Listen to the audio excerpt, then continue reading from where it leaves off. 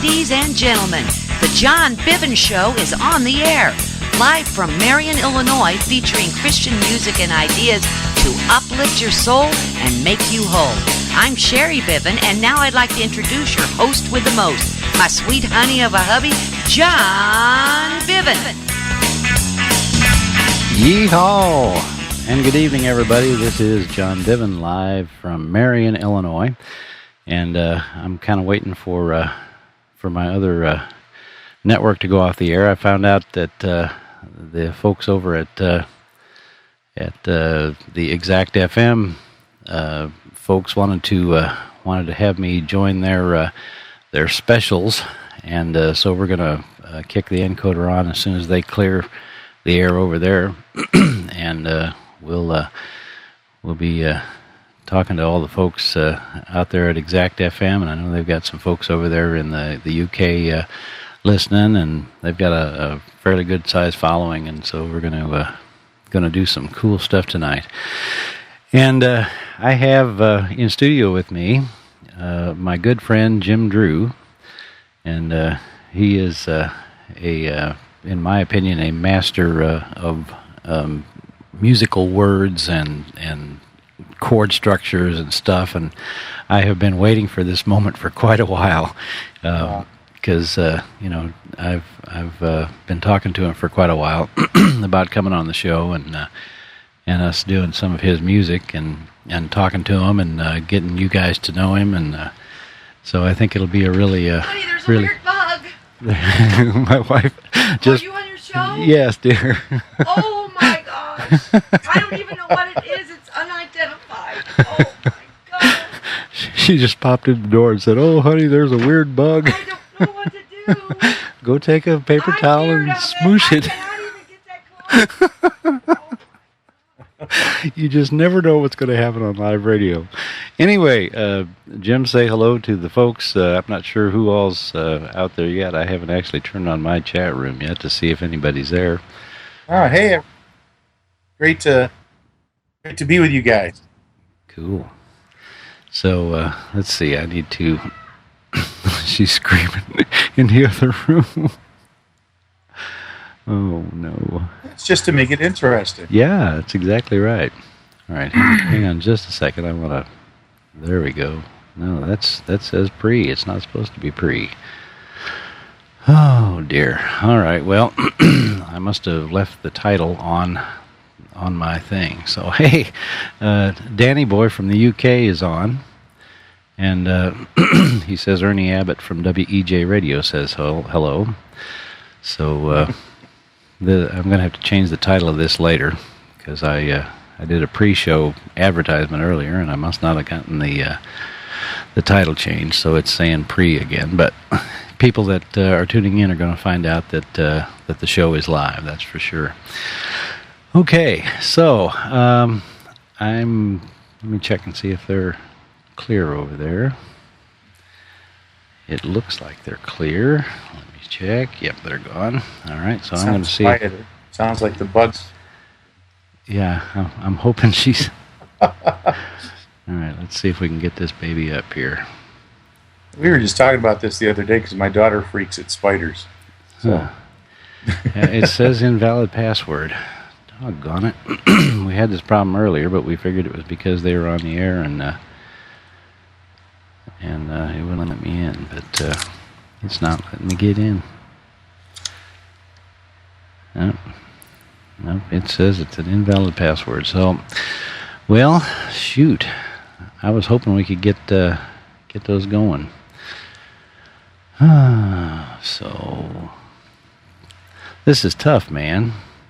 I had problems last week. My encoder just burped in the middle of the show, or at the beginning of the show.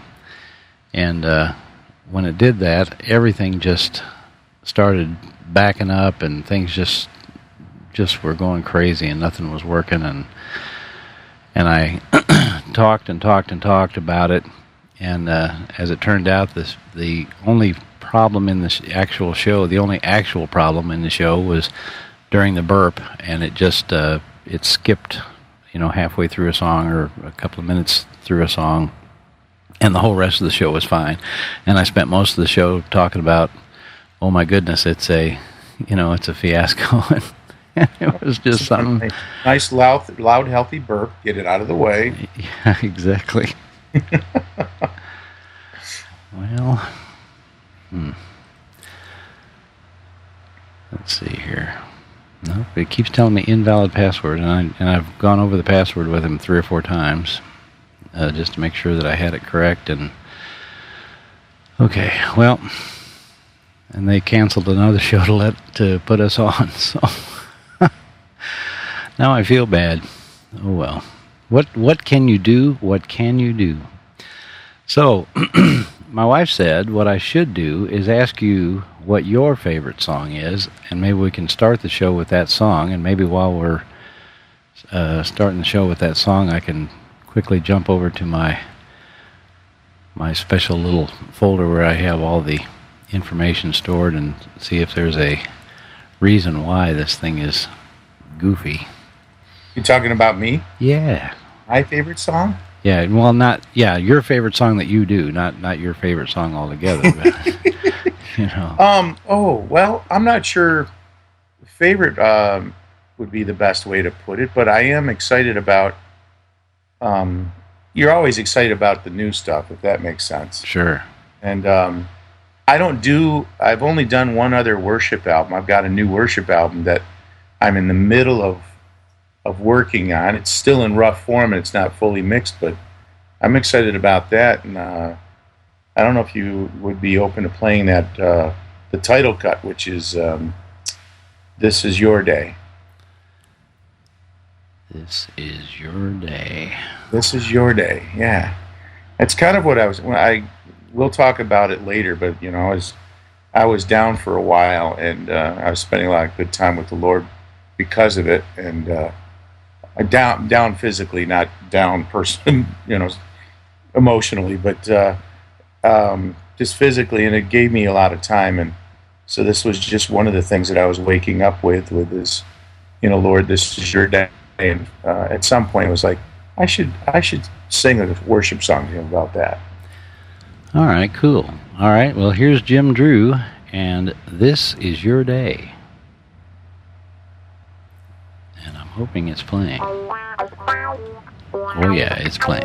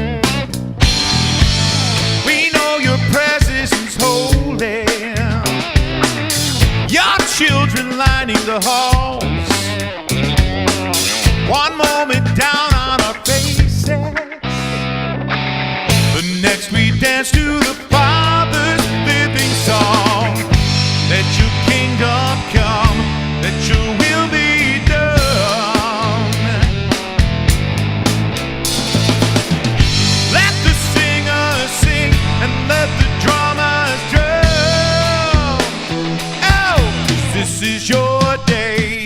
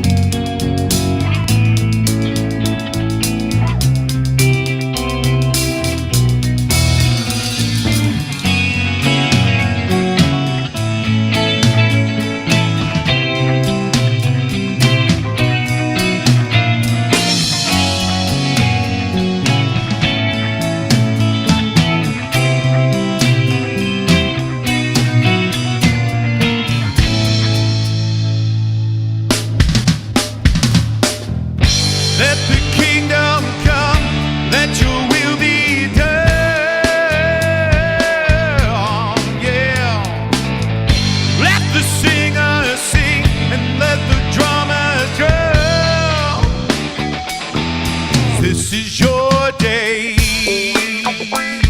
Everybody. This is your day.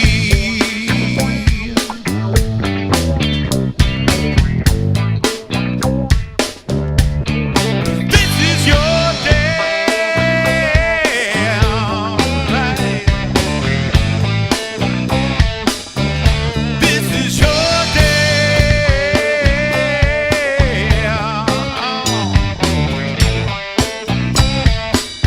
This is your day.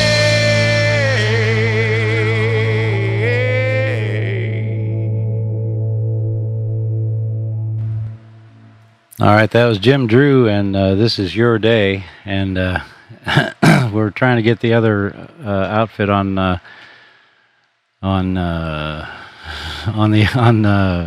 Exact FM, and we're not able to get up there. And I took a call and put Jim on hold, and I'm not sure how to switch between the two calls now.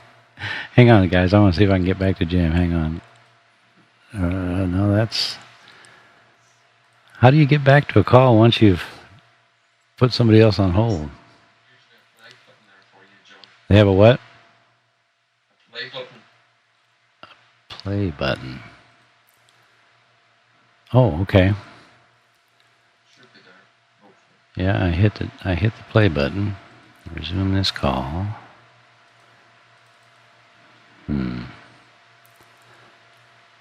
Okay, here we go. Okay, I'm sorry, Jim, you still there? Yes, I am. Okay, I'm sorry. We got your song done, and I got another call in from the folks from Exact FM, and they're noticing that we weren't on, and we're trying to work out the details about why the system isn't working. So I'm so sorry. You know, live radio, things happen. Yeah, well, So. we're here. Yes, sir. Yes, sir. I wonder if there's let me see here. Let me I wanted this to go so well. Isn't that just like like things in life, you know, you plan things out and you hope they work, and then, you know, and then they don't. Just got to deal with it. Yeah, it's always fun. The best laid plans, darling. Yeah, the best laid plans, my wife said. So, all right. Well, I really like that song, by the way. I like that. Cool. Yeah, like I said, it's in rough form and missing a couple things. And I think you heard earlier today I showed you a very odd version of it with newer guitar work I've done on it. So, it's gonna be a little different when it finally comes out. But I really like the song. You know, most of my stuff, whether it be everyday life stuff or the worship stuff, always comes from life. Yeah. And that's what that one was, even though, you know, it was a worship song, but it was out of a personal need or desire to say, okay, if God's got a throne room and deserves some praise, and it's His day, he put all these pieces together. Excuse me.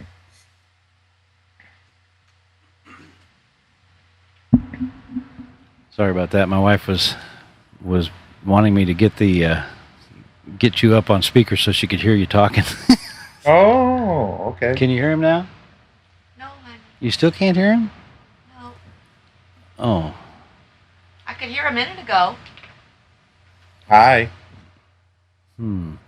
Oh, yeah. Yeah, it's because you're live on the air. The speaker mutes when you go on the air. So. Oh, well. Oh, brother. I just can't win, Jim. I'm having... Don't worry about me, darling. I am having all kinds of weirdness. Okay. Okay, well, what I want to do is kind of get people to know you, because I have always liked your music and have always really thought you were cool. You know, I mean, that's just the way it is. Okay. Well, thank you. And I always enjoyed the way you moved your chords around. You know, Yeah. they weren't just 1, 4, and 5. You know, C, F, and G. They weren't predictable. That's what my wife said. And I you know, we talked earlier today, and you did go to school. And you know, you told me. So you went to school at what school did you go to? Oh, I went to Roberts. I graduated high school too, though. Okay. Sorry. I went to Roberts Wesleyan College, and that was an all classical school when I went. They've since added some jazz and other things, and I think a worship, avenue and a number of stuff. But when I was there, it was pure classical, and I was a rocker. You know, here I am, this rock guy, walking into an all classical school. But I went there for voice. I was a music major, and when you're a music major, they make you touch a ton of instruments, and they make you go through the whole gambit. So yeah, it was really great. I even learned how to conduct. So if you ever want me to come conduct an orchestra, I can do that too. So, but yeah, Art of Roberts Wesleyan. Okay, and you when you were there, you majored in voice. Is that what I'm Correct. understanding? Okay. Yeah. And I kind of wavered back and forth between the education program and the performance program. I knew the performance was really what I enjoyed the most, that communication with an audience. I love teaching. I've done some teaching. Most musicians do. I mean, for a little while, you got to do those side jobs, and they could be anywhere from cleaning a meat room to whatever. But I also did a little bit of teaching, little voice, a little guitar. I see. John? We just got joined by the guy from Exact FM. Hi, Larry. Come on cool. in. Say hi to Hi. Jim. Okay, I'm going to give you the new one. Okay, It's all right. created for you. All right. Before you do that, because we're live on the air, let me put another song on.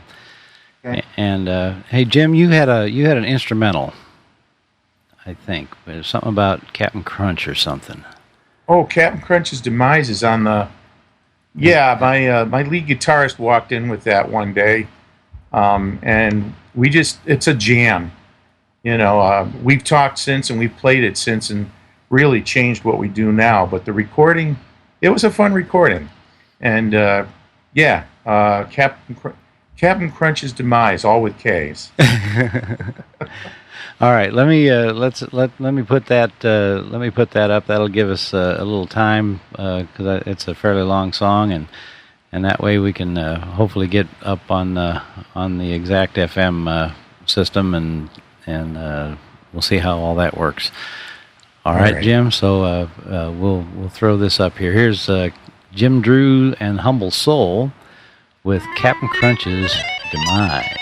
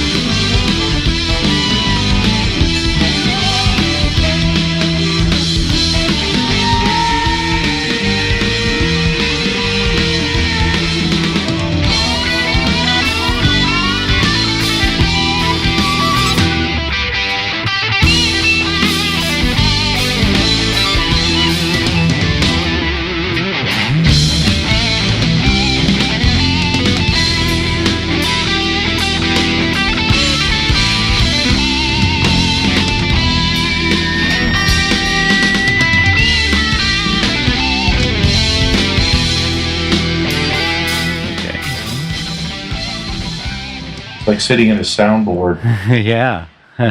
You're like, what is wrong?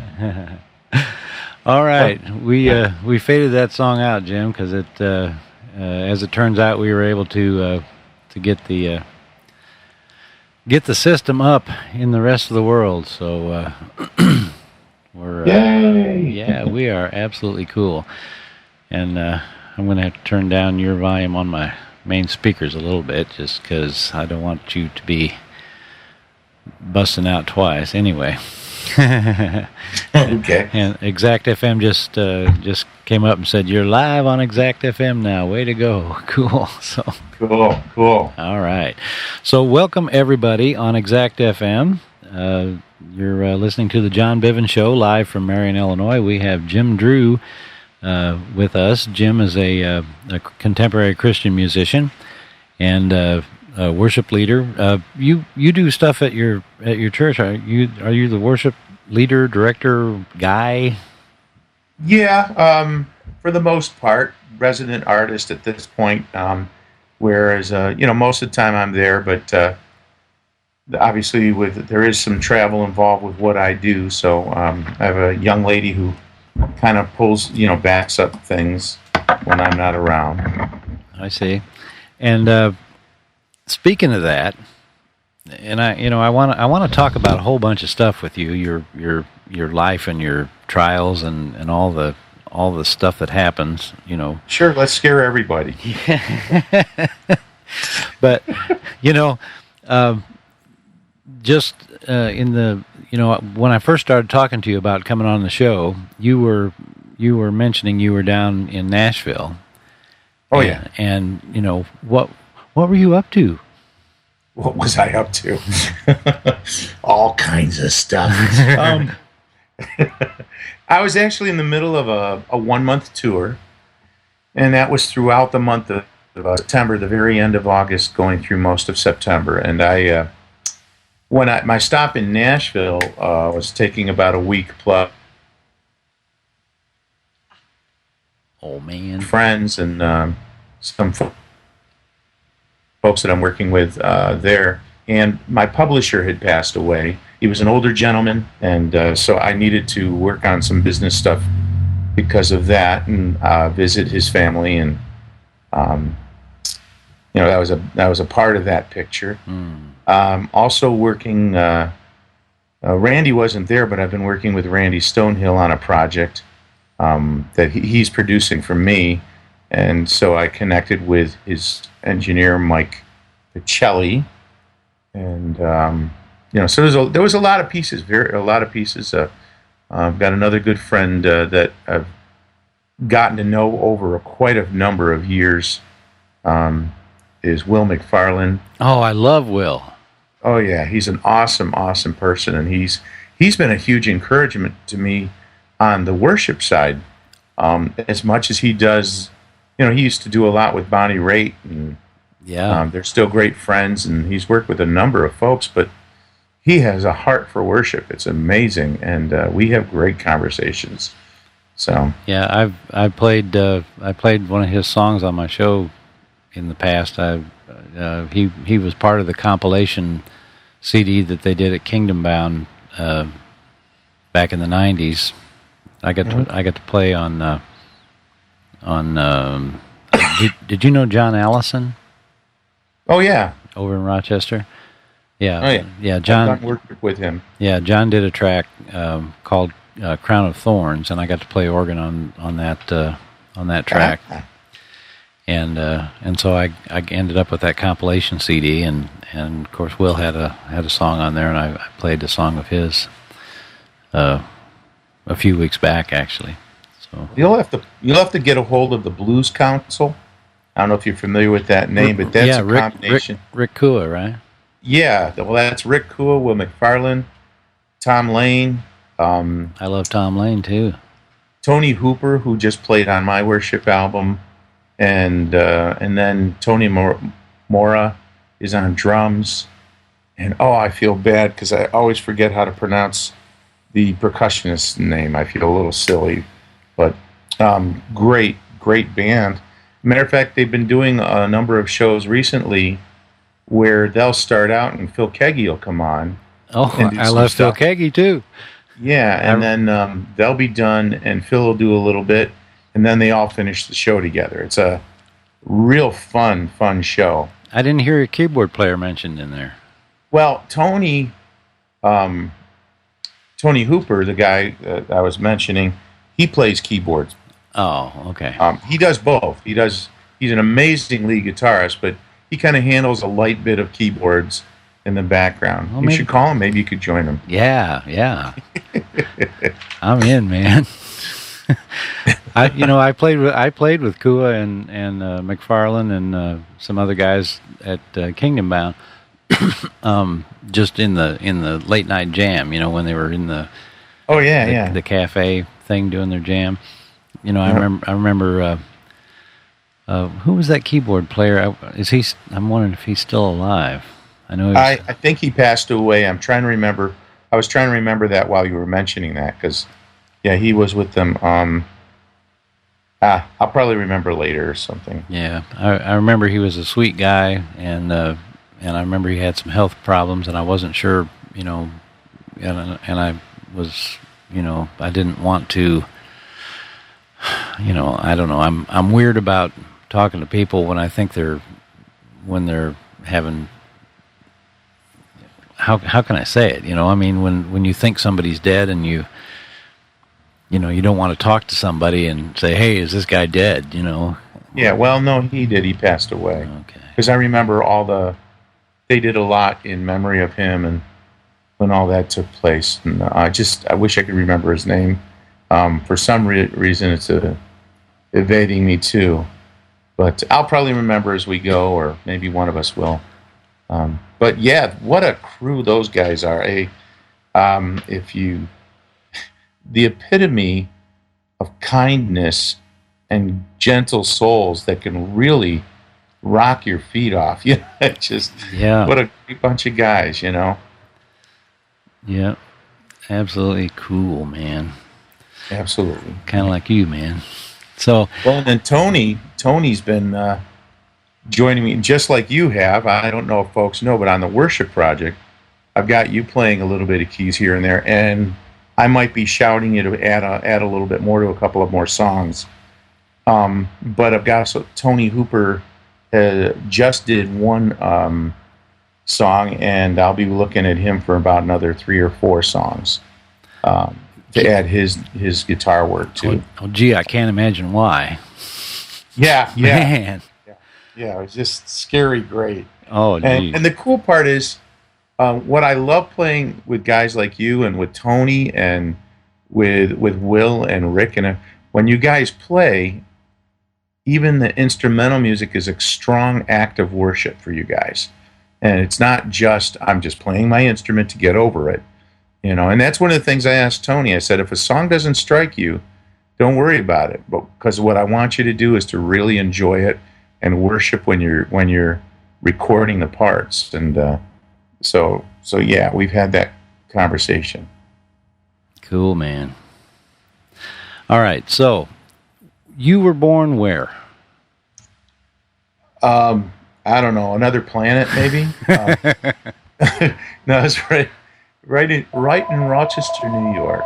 Right in Rochester. Unplug it.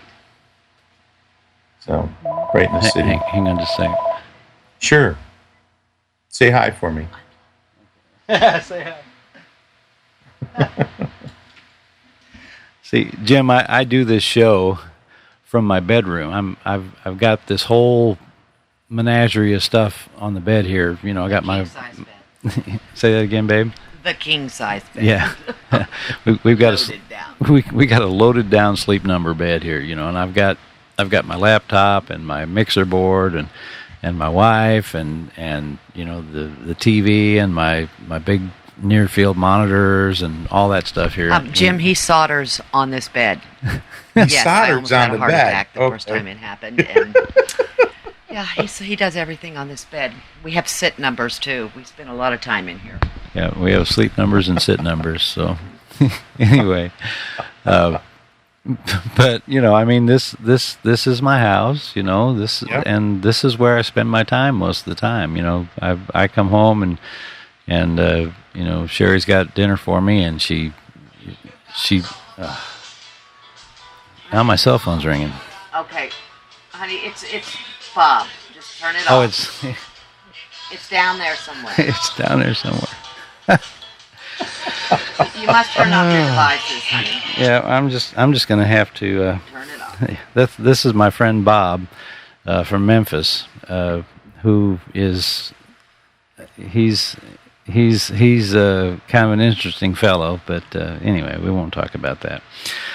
Okay, so you were born in Rochester, or Right in Rochester, New York, and actually, and this ties into some of the history that we'll probably talk about later. But because my mom was in pretty bad shape when she went in to have me, and that's because of some of our family history. And we were considered the miracle of the hospital because they figured it was going to be one or both of us was going to die, but we didn't. So that turned out kind of cool for us. We both survived, and it was kind of cool. Okay, now did you grow up in a Christian home?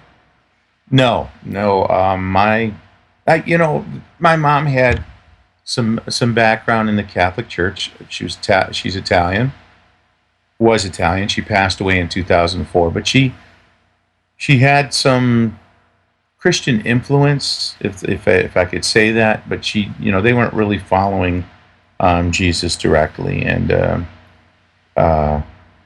it was more like in any church, in any denomination, where you have your folks who are really sincere and following it with all of their heart and looking to find out who God is and how he takes place in their lives. Or you kind of go to church because that's what everybody does.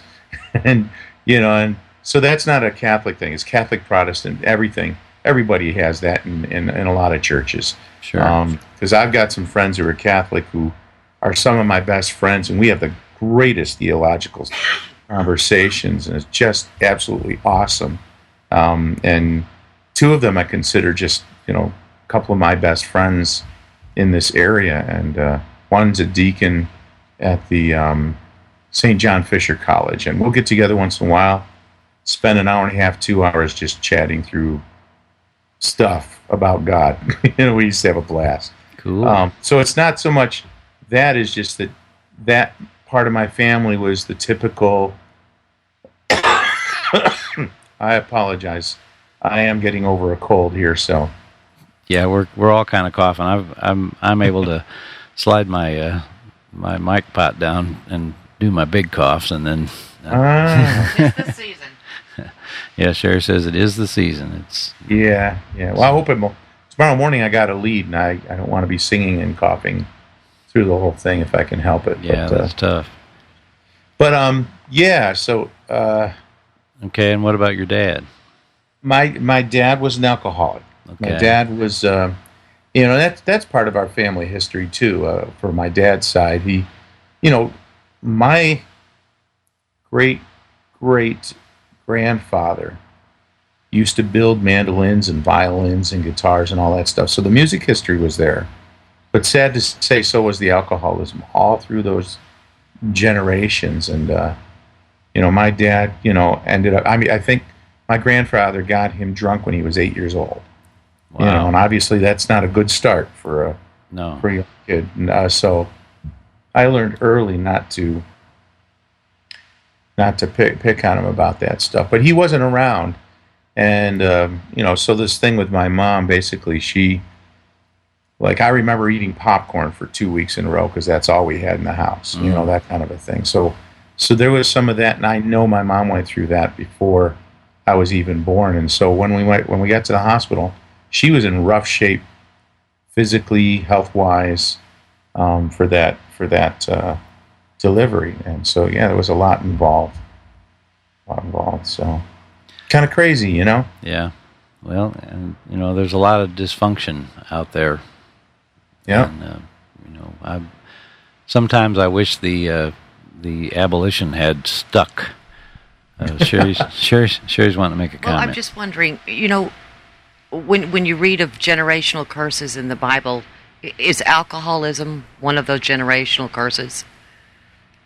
I mean, it's passed on when genetically. When I look at my family history, I would say, yeah. I mean, not that, again, you go to different churches, they treat the whole alcohol thing differently.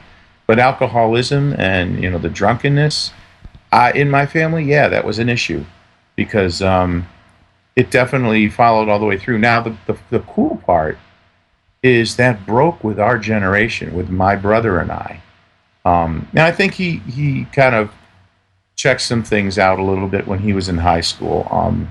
Matter of fact, we've had that conversation, but for the most part, that stuff broke with us. It didn't continue with us. I know John earlier when we were chatting, you asked me about this, but I was the first one in my family to accept the Lord. We were invited to a church with those little rooms. I guess when we were 5, my brother and I said, "Hey, Mom, can we go back to that church with all those little rooms?" It was Sunday school, And so we went back to this church. We were invited by this great family to go to this church, and we went, and I got involved with Christian Service Brigade. I was in the Stockade, which is the younger kids, and they kind of allowed me in at 7 because I was turning 8, within a month or two of the fall season of school starting. And so I got involved in it. At 7 years old, I remember going into this back room, and I still remember Mr. Wright and him leading me to the Lord, me accepting the Lord. I tugged on his shirt and said, I'd like to do this. And I remember him, taking me, off to the side, away from all the play and just praying with me. And, so that's a pretty vivid memory for me. So I was the first one in our household to accept the Lord. And my brother was next. And then later on, my mom finally made a decision to really follow God rather than just the passive stuff that she had grown up in. You know what I mean? Mm-hmm. And so it was really, that turned out really cool. And obviously, it just, as far as I considered, Sherry, it broke that curse. It broke that. Well, praise God for that. Yeah. He's pretty good at stuff like that. Yeah, absolutely. Yes, my father, I grew up with, my father, I call him a devout atheist. And such a brilliant man, truly, has a wonderful brain, but just never accepted God, said God was a crutch. I grew up with that. He came from a poor family. His father was an alcoholic, and nobody ever helped me, and God is a crutch, and just grew up, with this rhetoric of his, this atheism. But I remember I would go to sleep as a little girl in elementary school, and I would cry myself to sleep saying, I know there is a God, I know there is a God, and I knew in my heart, I knew he was so intelligent, he was so right about so many things, and so smart, and he did so well in college, but I knew in this one area, I knew he was wrong. I just felt it in my heart, because the Lord, of course, was holding my hand and pulling me his direction, and I knew that Daddy was definitely wrong on this one. Yeah. Which is hard to admit, that your parents wrong. I mean, that's one of those tough things. You don't want to think that way. Now, in my family, my dad was out of the house by the time I was 4 years old. But over time, I realized that the church at that time, and I love the church, so I'm not trying to put anyone down, but the way the church was handling things at that time is they were protecting my mom, but in doing so, they were basically putting their finger in my dad's chest and pushing him away, because again, they were trying to protect my mom. I understood what was going on behind that, but they really pushed him away from the Lord, and that was kind of a weird thing, and that all came back later. When I was 20 in college, I decided, and I talked to my wife-to-be and friends about it, and I said, I really want to get to know my dad. For some reason, I'm called to do this, and I'm sure it was the leading of the Holy Spirit. And when I first went to see him, So he was asking, well, what do you do? Well, I was at a Christian school, doing Christian music, in church, involved with youth groups, helping out with Youth for Christ as a volunteer. You know, it was all Christian activities. And my dad's response was, don't preach at me, don't preach. You know, that was his response. And over time, I learned what had happened. And, you know, again, in the desire to protect my mom, he had been pushed out and pushed away. So he didn't want to have to deal with any of that kind of stuff. Even though he did a lot of country music, and he did some worship songs here. You know, I mean, not worship songs back, but, you know, some of the country gospel songs, those kind of things. But several years ago, I was in his front yard, and over time, things had changed. I remember being in a restaurant once and him talking about a lot of the difficulties going on. And as we walked out of the restaurant, it was the first time I said, Dad, can I pray for you? And it was the first time he just bowed his head. Not even a question. He just bowed his head. So I prayed for him for what was going on.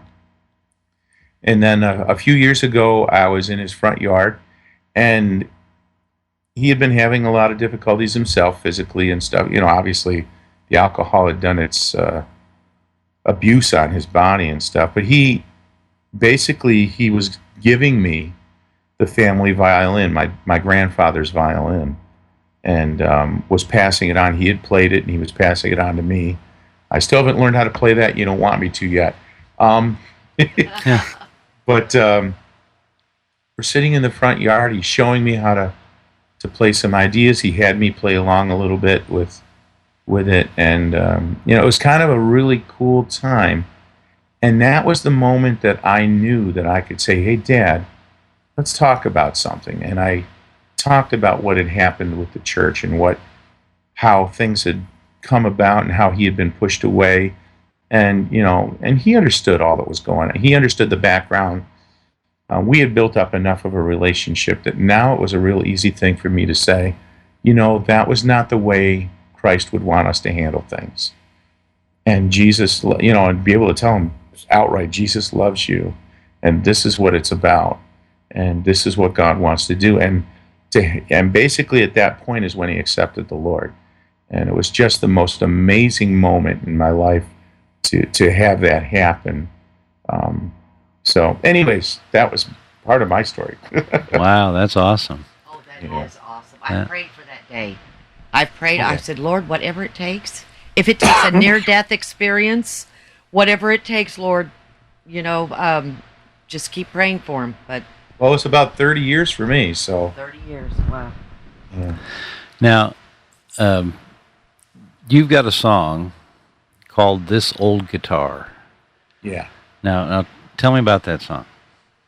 Well, that one, I actually wrote one of my times when I was down in Nashville. I was staying at a friend's, and I was in the back room, and I woke up like at 2 o'clock in the morning, and I just started pouring out these ideas onto a page for this old guitar. And I know I can't remember who, but I know there's a mainstream artist from back in the day that had This Old Guitar song, and I should know that because it's part of my family, or part of my musical history, but I don't remember. Maybe you do.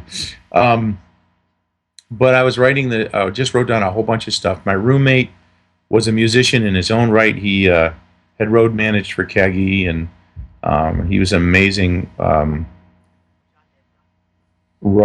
melody finder and guitarist and stuff like that. So anyways, over the next little while, I brought it to him, and I said, you know, help me find the song in this, because there's a song.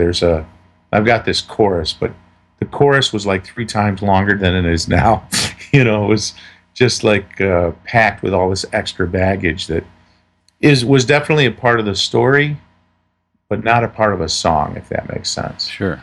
And so this is Alan Bradley is his name, because he helped co-write this. I mean, at least, you know, that's the way I look at it, because it wouldn't be the song that it is if it wasn't for his help. Asking questions, helping me pull out the lyrics, and finding where the song was that was in these verses and stuff. So, and it just turned out great. He helped me out a little with the melody. It turned into a really good tune. And it's basically, when I introduce it in concert, I say, this is a little bit of my family history and how I got my first guitar. Okay, and now the song that you sent me, you said it was tracked with the original guitar that you had when you were a kid? When I was 4 years old. It's the very guitar that the song talks about. Wow. That I got when I was 4 years old. All right, well, here's Jim Drew and This Old Guitar.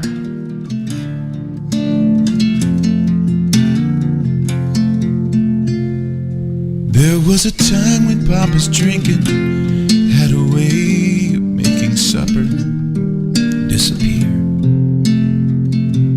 I was only 3. When Papa binged, the furniture would end up missing. Mama cried herself to sleep. She said it wasn't me. This old guitar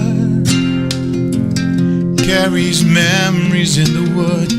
This old guitar believes my mama understood. This old guitar was giving destiny a hand. This old guitar is my oldest friend. Tucked away back of the closet is a place where Papa's guitar used to stay. Until one day Papa never made it home, and in her anger Mama traded it away for something I could play. This old guitar carries memories in the wood. This old guitar believes my mama understood. This old guitar was giving destiny a hand. This old guitar is my oldest friend. This guitar may not be pretty, it's cracked and it's stained. Each blemish a reminder of a little boy's pain. They say time, it is a healer, but time just slipped away while waiting for my father, playing songs in the rain.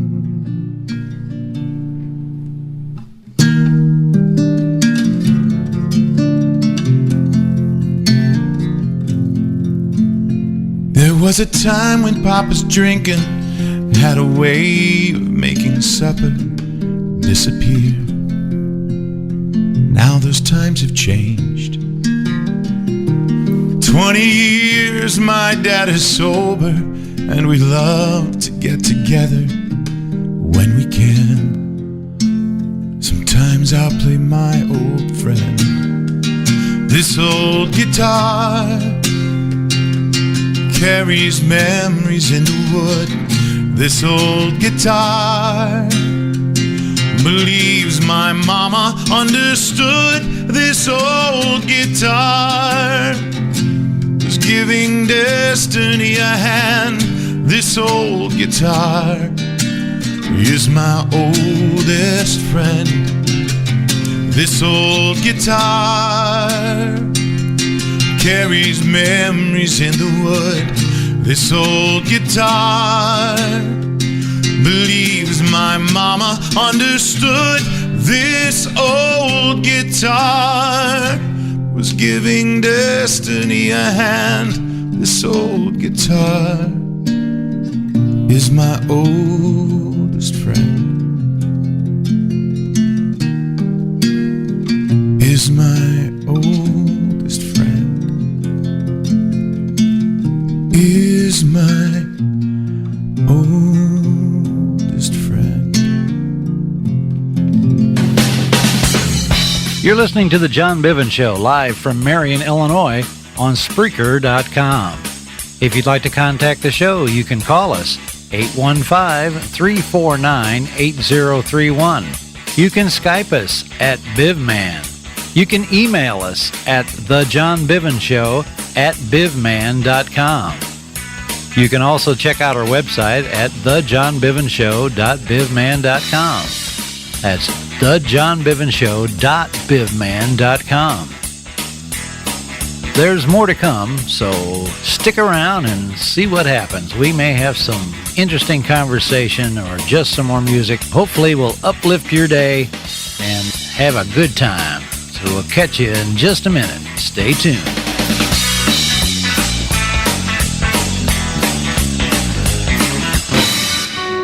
In a moment, cancer changed our lives forever. We were told nothing could be done to enjoy these final moments together. But in that moment, when all seemed lost, St. Jude Children's Research Hospital gave us hope. Because at this moment, St. Jude Children's Research Hospital is saving lives with pioneering research and care. We're changing the way the world treats childhood cancer by sharing our discoveries with doctors and scientists everywhere. And we'll never have to pay St. Jude for anything, ever. At this moment, she wants to be in her own bed. I want to be back at school with my friends. I want to be outside playing. Please take a moment and join St. Jude in finding cures and saving children. Visit stjude.org. Now you can discover the mysteries of ham radio. Using modern transceivers, you can make friends all over the world, even talk to astronauts in space, ships on the high seas, and flying aircraft thousands of miles away. Unlike phone users, ham radio operators talk absolutely free and provide vital communications during disasters or emergencies. To find out more about ham radio, visit us at arrl.org. And remember, unlike the internet, we crisscross the entire globe wirelessly.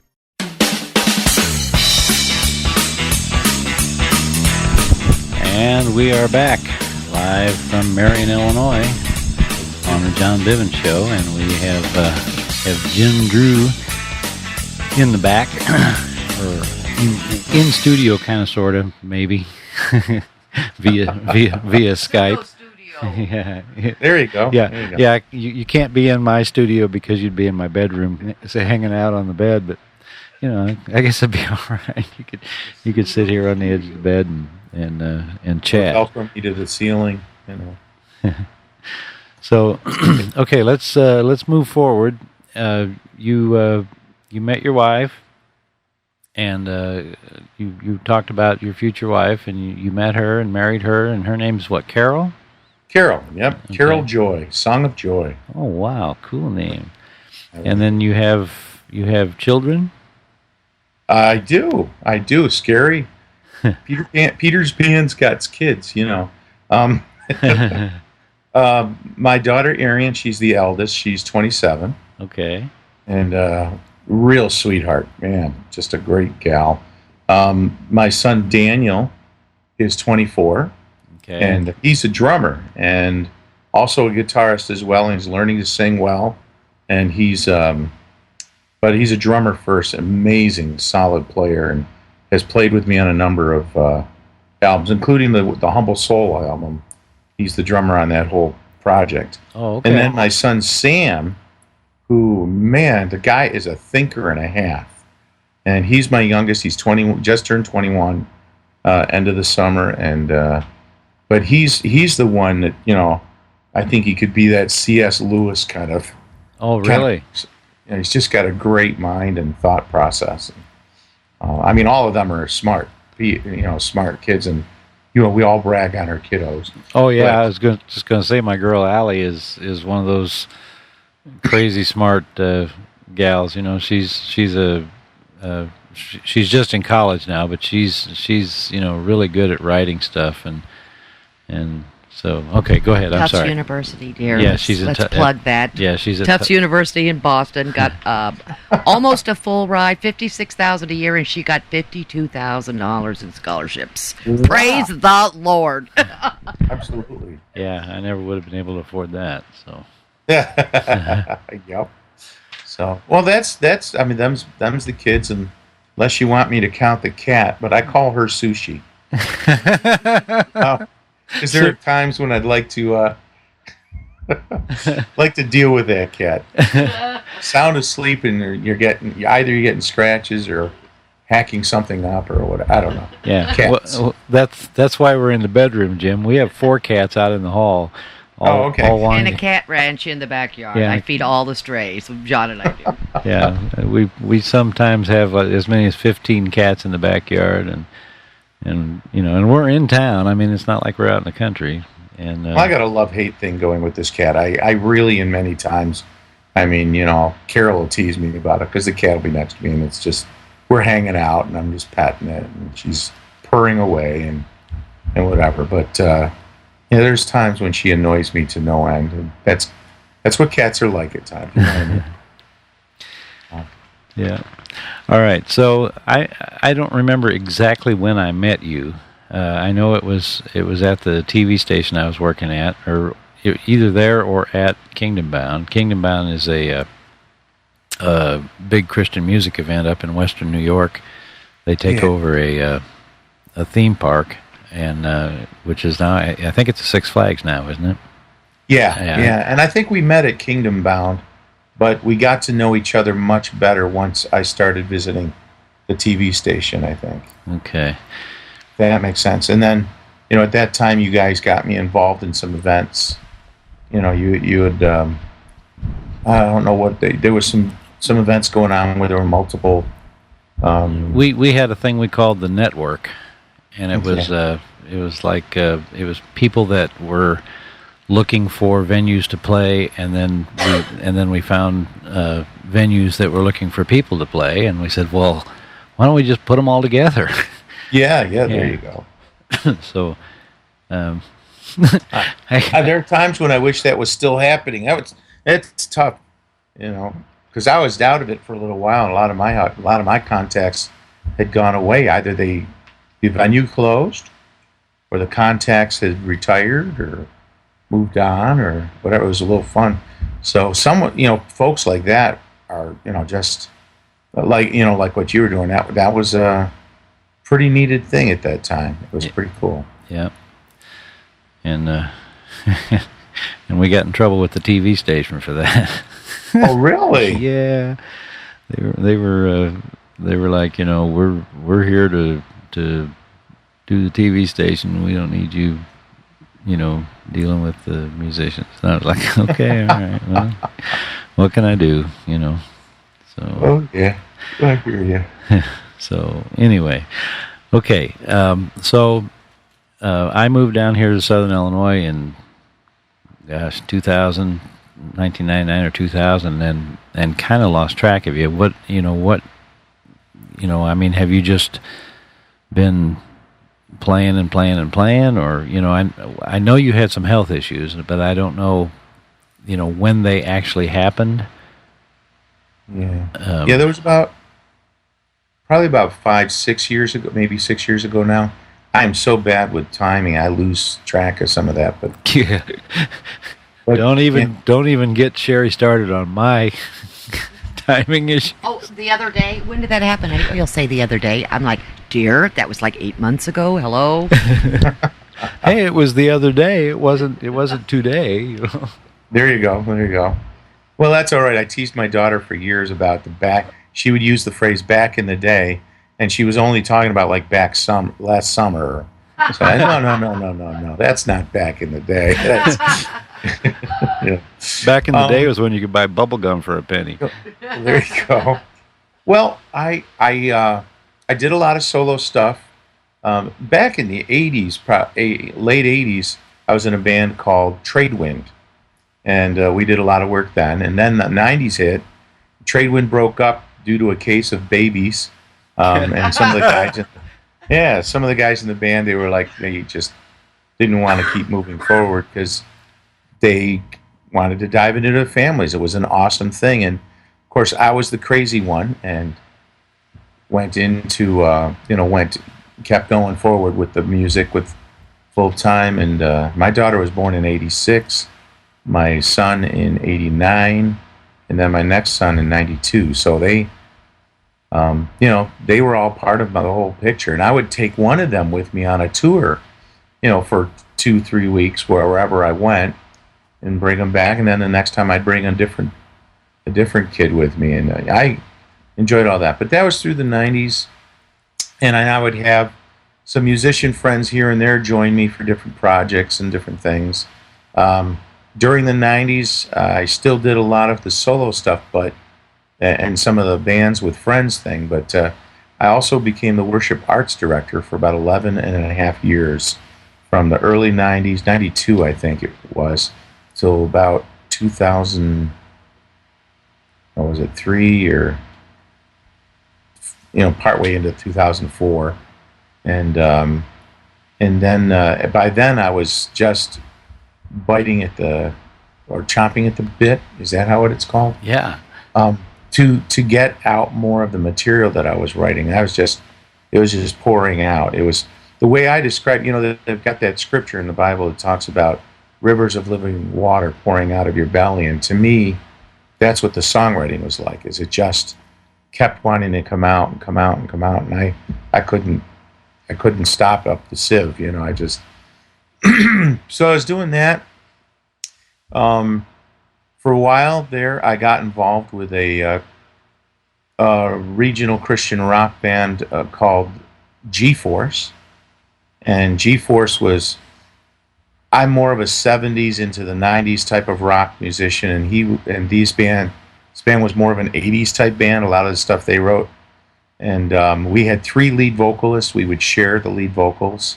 And actually it was quite a pleasure because these guys were all professionals. I mean, just really professionals. And a lot of my friends and folks that I had worked with were really fun musicians, but weren't necessarily at that level.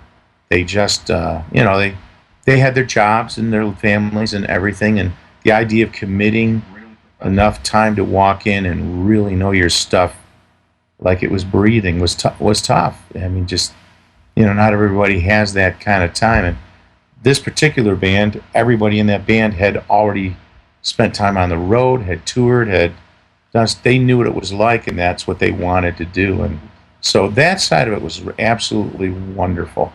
And that was, again, early 2000s. And then I went solo again for a while. And in 2006, I believe it was, Humble Soul came about. And that was just, we had an amazing time. But along about halfway through, Humble Soul, I think, was actually probably together more around 2005 or something. But like I said, I get all these numbers and timings all confused. Sure. But I think it was about 2007 or so that I ended up with a heart attack. I had been at a men's retreat and was starting to notice something with my throat. I didn't know what it was, but there was a little bit of gurgling, just lightly. I got home, and that weekend, or that next Thursday, was Thanksgiving. And I had really learned to eat well. I was eating my, small portions, not overstuffing myself, not doing any of that kind of stuff. But that night for the Thanksgiving meal, I was trying to go to bed, and I was really gurgling a lot. There was a lot of fluid in my throat, it seemed, and everything. And I turned to my wife and I said, I don't know if I've got like a bad case of pneumonia or something, but I think I've got to go to the hospital and figure out what's going on here. And I went into the hospital, and they were like, well, you've got congestive heart failure, and by the way, you're also having a heart attack. Oh, my word. So it's kind of like, what? Okay. And you know what the weirdest thing is? Walking with the Lord as long as I have, it didn't hurt. It didn't bother me. It was almost like, okay, Lord, if you want me to come home, I'm good with that. It was the strangest, peaceful feeling in the world. And I didn't expect that I was there. You know, we always wonder. We always figure we're going to worry, we're going to get nervous. But I'm sitting there on this gurney, and they're wheeling me in to start whatever they need to start. And I'm like, I'm okay, Lord. If you want to take me home, just take care of the family, because I know you love them. And but I guess I was still good for a while longer. Yeah. So let's see. For about a year and a half after that first incident, I was in and out of the hospital with another heart attack. They didn't really do anything other than put me on meds. I had a shriveled artery, which obviously got clogged because it was all shriveled up. Sure. But I had a shriveled artery. It was about a year and a half later, they finally did a double bypass because there was a couple of veins that were involved with that were right on the heart. And I just wasn't getting the blood, and some of the heart was actually dead and damaged up in that corner. So went through the double bypass, and I've done that's why I was saying I was out for quite a while there after that. I was down. Obviously that year and a half was tough as well. And then once I had the double bypass, I was down for quite a while. And that time was absolutely fantastic for spending time with the Lord. Oddly enough, I'd be up at 2, 3 in the morning, and everybody else would be asleep, and I would just pull out the Bible or pray. Obviously, I didn't pull out my guitar because I'd get killed. But I spent a lot of time with the Lord in a very intimate place, which is why that title cut for the new worship album, This Is Your Day, because it really is. It was His. And I've got another song that I have not recorded yet that I keep thinking, I wish I could record that really quickly and add that, because I remember finishing some reading one time and a little bit of prayer, and my reaction after I got done and closed the Bible was, Lord, it's just always such a pleasure to hang out with you this way.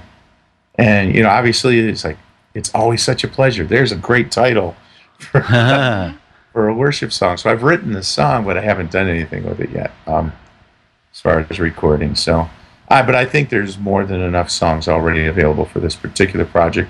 It just means I'll have to do another one. There you go. There you go. So that's been, that's been a big part of the journey, and I'm back out there and playing as much as I can now. And so do you have a relatively clean bill of health, or do you have to still be real careful? Well, I have to be wise. I'm on some meds, which I pray for freedom from it constantly, because it would just be wonderful. I had always had a bit of diabetes, but I had taken care of it with a pill and meds. Just the pill and exercise and eating well. Like I said, even when I went through this heart stuff, I had been eating very well, very properly, small portions and all that stuff. So I'd always had the diabetes. And the funny part is the year leading up to the heart attack, that first one, I didn't realize it, but my sugars had gotten out of control. And my doc and I were trying to figure out what's going on.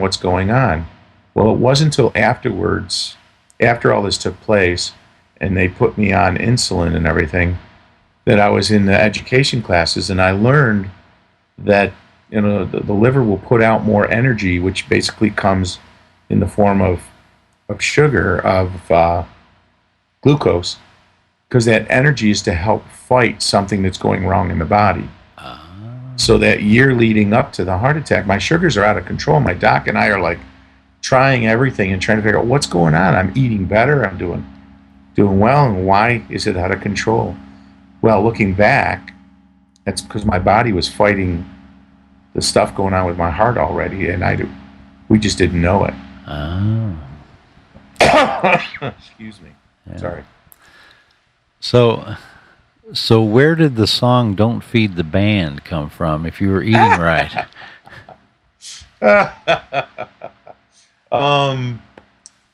I was on one of my tours. Actually, that particular goes all the way back to college, because I traveled in an 8-voice group. The song wasn't written back then. but the inspiration goes all the way back to that. I was in 8 voice groups, and we would travel the Northeast states with a piano player, keyboards, whatever, and sometimes I would pull out my guitar and do a song or two because they knew I wrote. But a lot of it was vocal group work, madrigals, and what do they call them, sacred songs, and all of that. And it was for Robert's Western. And we do all that kind of stuff. And but we would, while we traveled, we traveled 30 days at a shot.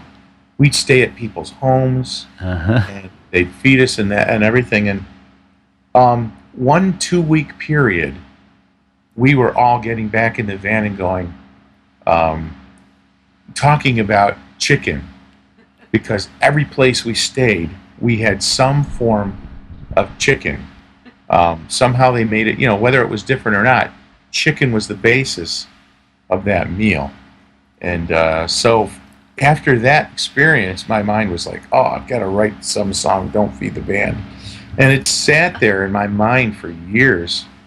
One day, my lead guitarist from Humble Soul walks into the rehearsal room, and he just starts playing this. I've got this riff, and he shows me dun dun dun dun dun dun, and he's showing me this riff, and I'm like, that's it. And I just sat down and I scratched out this tune. All right. Well, here's Jim Drew and Humble Soul and Don't Feed the Band.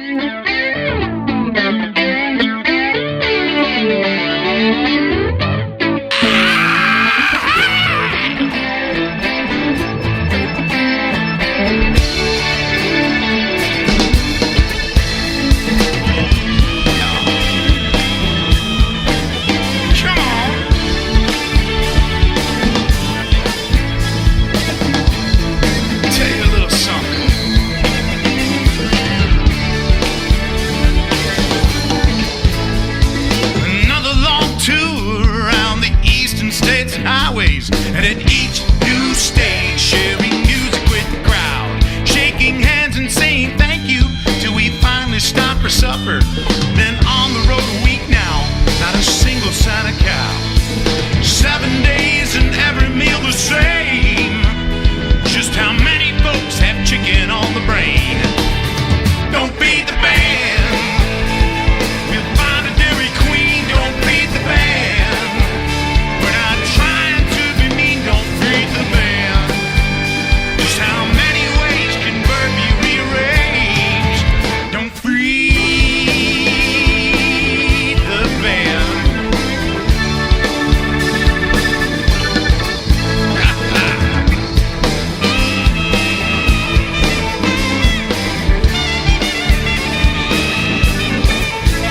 Carolinas gave us Southern fried, Bayous gave us Cajun, Ohio, Maine, and Detroit all made chicken a la king. When we stopped in Philly's Chinatown, they fed us chicken curry. When we braved the snow at Buffalo, they fed us chicken wings. 20 days and just as many meals. If I turn it down, I feel like, well, a heel. Don't feed the band. We'll find a Dairy Queen. Don't feed the band. We're not trying to be mean. Don't feed the band. Just how many ways can bird be rearranged? Don't feed the band.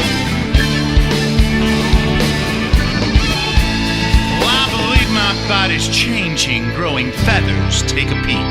Will this tour ever end before my nose becomes a beak?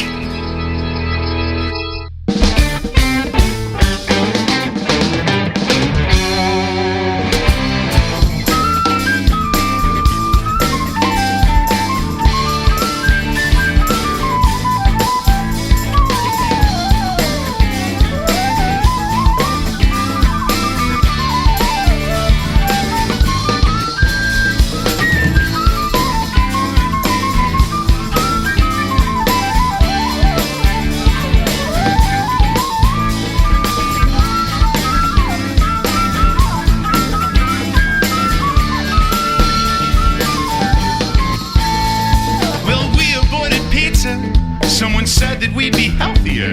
but now we drool for sliders as wine castle passes by.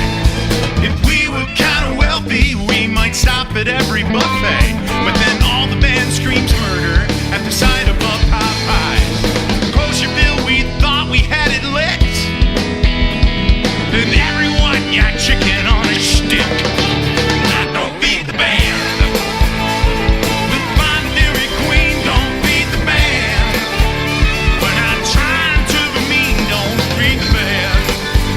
Just how many ways can Burger be rearranged?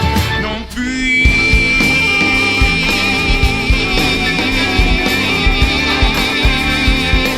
band. Don't feed the band.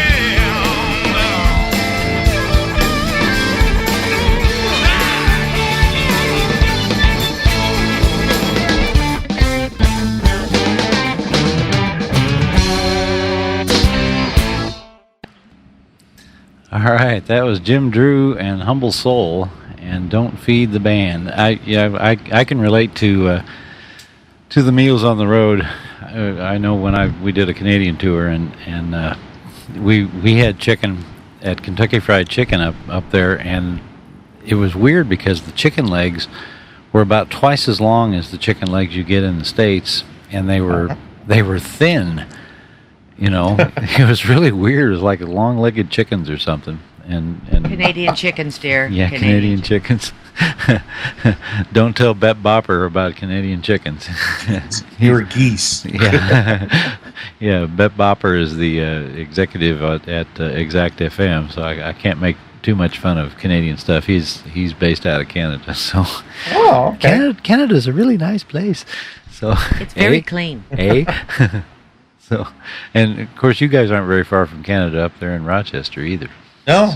As a matter of fact, probably two of my best friends over the years have been from Canada.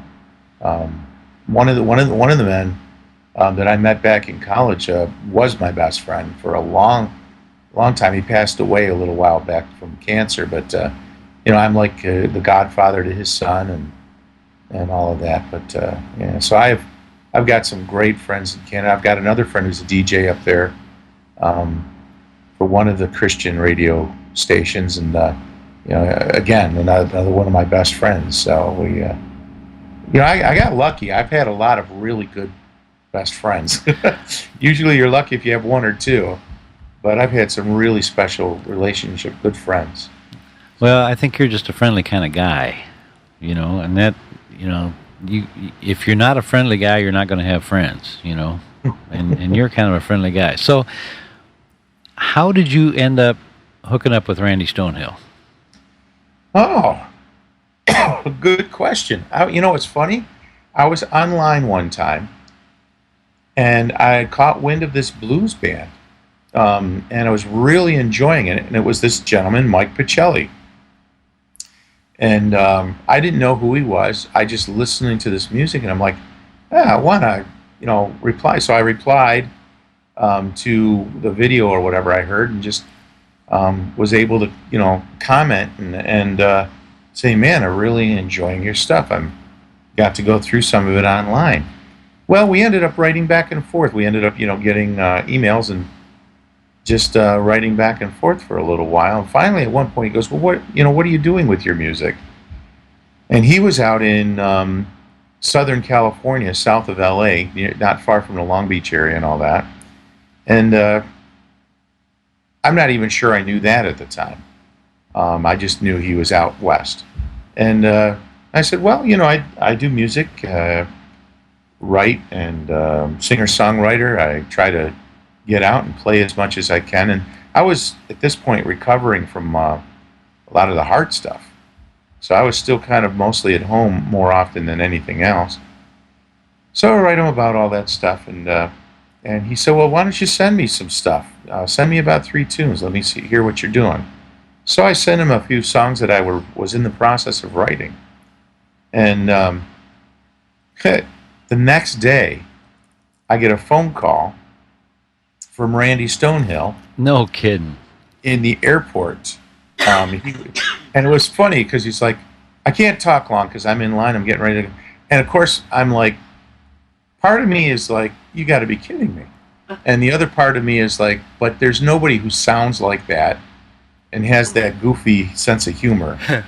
So it's got to be him. And so we ended up connecting that way. And he goes, I'll call you tomorrow when I've got some time. The next day he calls me. We probably talked 45 minutes on the phone and talked through the music and the ideas. And I have some advisors that I said, Randy, I'd love to take your thoughts to my advisors and see what we can do. And I did. And they were all like, no, this is something you should do. And so, yeah, we ended up hooking up that way, which is really kind of cool because if you listen to my music, I don't write like Randy writes, but he influenced the idea of me liking to write these humorous tunes along with the serious tunes and writing songs that would be blatantly considered Christian, but also writing a lot of songs that are about life issues. Randy's great at doing all of that. And again, my style is completely different and yet carries all of those pieces. And so reality is, he's huge influence on me.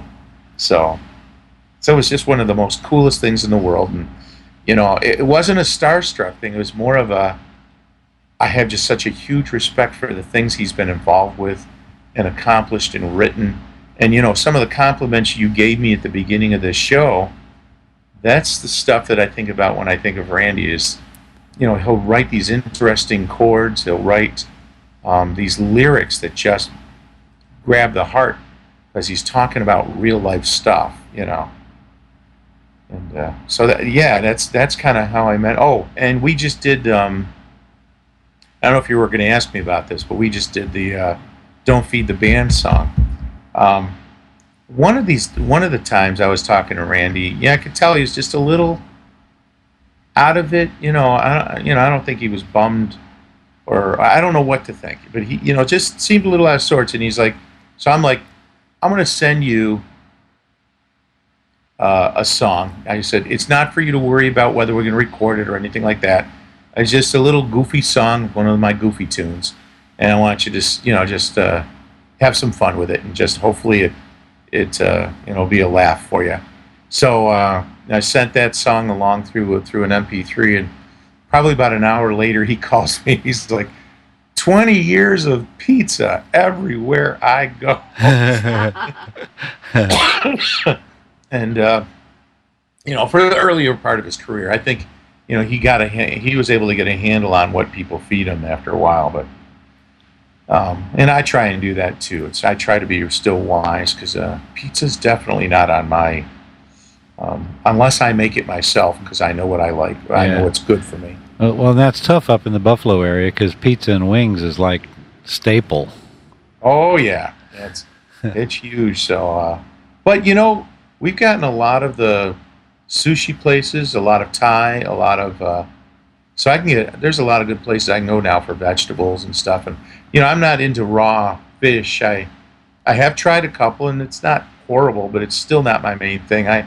But you can get vegetable sushi and cooked like crab sushi and stuff like that. So that's good. You can get a lot of the veggies in that way. And I've learned how to cheat when I'm out on the road as far as finding stuff like that. And I've even cooked for a few of the folks that I've stayed with.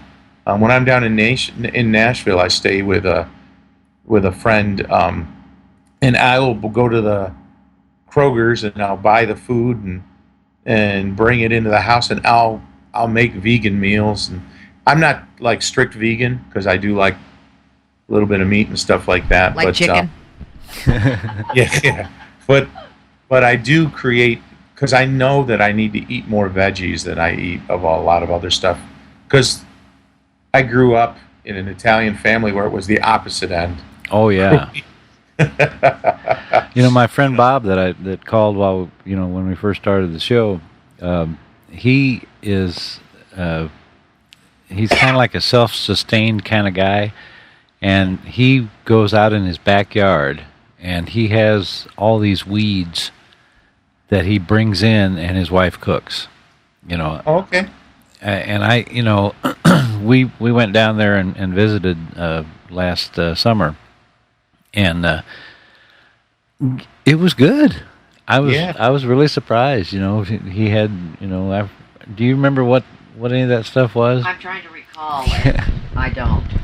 My mom was huge for the dandelion greens. Yeah. They had stuff like that. Yes, I remember them mentioning. Yeah, that. they had dandelion and I don't know, just all kinds of different weird name things, but they were all, you know, just stuff that grew out wild in their backyard, and they, you know, they knew which was which, and they knew what to combine with what, and you know, it was a really good meal. I was flabbergasted. So. Very cool. Well, that's the thing. If you're going to change your diet, and I had to even change it much more once the heart stuff came about, it better be stuff that you like. And for me, the cool part is I'm not a huge sweet fan. What I love is really spicy, and you can get spicy without all of the sodium. Oh yeah. So I could, you know, I like to find stuff where I can get my mouth ripped off that hot. You know? And I love it that hot. So you and me, man. It's kind of wild, but. Yep. Okay, so I've got a song here that I think Randy, you sent Randy. You actually sent me 2 copies of it. One was the demo that you sent to Randy, and the other was the one that ended up. I guess he produced it. Is that? Yeah. It's you know, it's probably not the absolute final mix, but it, you know, they did a lot of stuff. And the cool part is, since this whole thing started, Randy's moved to South Carolina now from South California. He's moved to South Carolina, and Mike Picelli, who he works with, has moved to Nashville, and his family. So now I can go to Nashville and do my work with them there. And you know, we've got other tunes that are in the works as well. But yeah, this one is, and Mike does the lead work on it. The drummer was the drummer for Glass Harp. It just, you know, phenomenal musicians and just great work. So. Yeah, I didn't know who actually did all the musician stuff on this. Now, did you do anything other than the vocal on this? Not for this one. Okay. Randy did the acoustics. Mike did all the electric guitar work, and yeah, I just did vocal on this. And that's where some of the album is going to be like, because you know, obviously they're there. They can do all. Although there's a couple of tunes that Mike said, no, you've got to play the acoustic. You've got your own taste and style on it, so you've got to be here for this one. Okay. But this one in particular. What's funny is when I sent this song to him originally, I was telling Randy, I don't like the way I'm playing it, but I really like the song. I just don't know what to do with it. And then he came up with this, and I was floored. I was like, yes, this is cool. Okay, well, in that case, I'm gonna start out with a little bit of what you sent him. Sure. Okay, and then we'll play what he sent you. Sure. All right. So here's what Jim sent as his demo to Randy. This is called "For What Crime," and we'll just play a little bit of it, what he sent, and then we'll bump over to what the finished version was. So here's "For What Crime," the acoustic demo version, or at least part of it. Okay.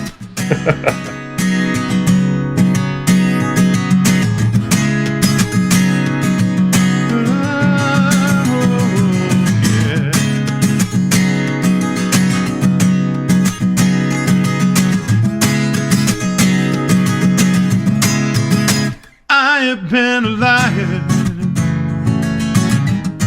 tried to make myself look great in others' eyes. I have been a cheater, tried to make it favorable for me to win the prize. Do you understand? It is me who should be up there. It's me who tore the veil of innocence. For what crime am I convicted?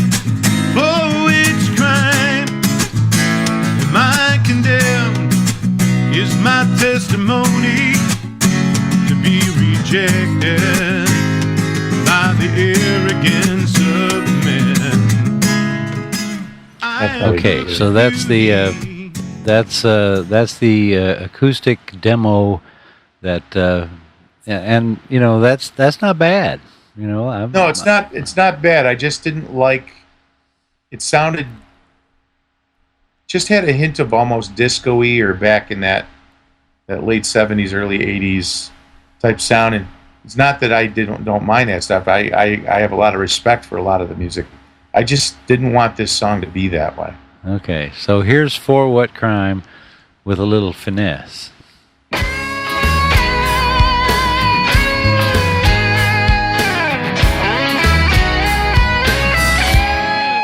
I have been a liar, tried to make myself look great in others' eyes. I have been a cheater, tried to make it favorable for me to win the prize. Do you understand? It is me who should be up there. It's me who tore the veil of innocence. For what crime am I convicted? Oh, it's crime. Am I condemned? Is my testimony to be rejected by the arrogance of men? I have looked at beauty, felt the lust that makes creation look the whore. I have longed for money. Could this be the idol that has robbed my very core? Don't you realize it is me who should be up there? It's me who tore the veil of innocence. Oh, what crime am I convicted? Oh, it's crime. Am I condemned? My testimony to be rejected by the arrogance of men. No nails hold me, no thorns pierce me.